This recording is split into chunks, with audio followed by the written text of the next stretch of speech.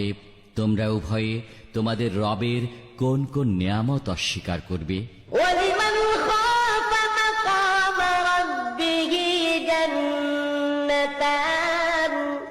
আর যে ব্যক্তি তার রবের সামনে উপস্থিত হওয়ার ভয় রাখে তার জন্য রয়েছে দুটি বাগান। فَبِأَيِّ آلَاءِ